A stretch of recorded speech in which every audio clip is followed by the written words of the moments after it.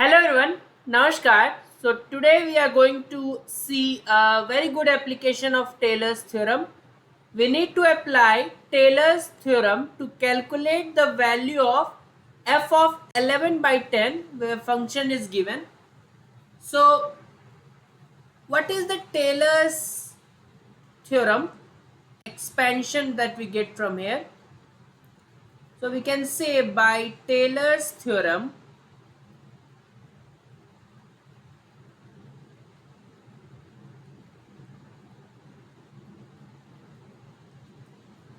we can always expand f of x plus h as f of x plus h times f dash x plus h square by 2 factorial times f double dash x and so on.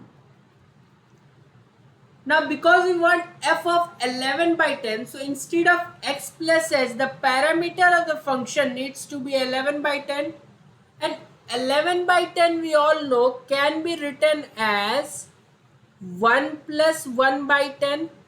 So if we replace x by 1 and h by 1 by 10, we'll get the input of the function as 11 by 10. Because we are putting that on the left hand side, so in the right hand side also, wherever you see x you will have to put 1, and wherever you see h you will have to put 1 by 10. So things are clear for us, because then only we'll be able to generate f of 1 plus 1 by 10 is 11 by 10. That will be f of x plus h times f dash x plus h square. That means 1 upon 10 square f double dash 1, and you also get an extra 2 factorial in division and so on. So our main task now will be to find at least 2 to 3 or 4 derivatives using the function which is given to us. So the function which is given is x cube plus 3x square plus 5x minus 10. So we find the first derivative. Also function is needed at 1. So at 1 let's calculate. 1 plus 3 4 plus 5 9. 9 minus 10 is negative 1. So derivative, first derivative is 3x square plus 6x plus 5. If we find the first derivative at 1, we'll get 3 plus 6 9 plus 5 14. Let's find the second derivative. That will be 6x plus 6, and if we find its value at 1, that will get as 12. If we find the third derivative, so we'll get 6, and that's a constant. So third derivative value at 1 will be 6. What about the fourth derivative? Derivative of any constant is 0. So again, fourth derivative value at 1 is independent of x. So that is 0.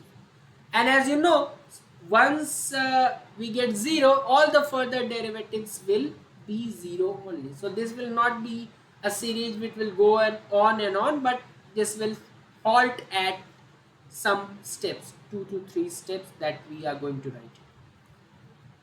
So now we have our idea clear that we want to write f of 11 by 10. So f of 11 by 10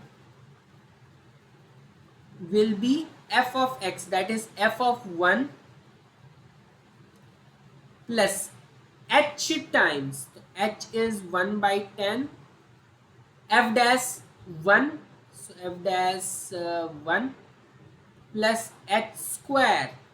We need to at least write till third derivative. So f double dash 1 and 2 factorial, and this is the third derivative term, which is f triple dash 1 by 3 factorial. Will not get more terms because fourth derivative onwards it is 0.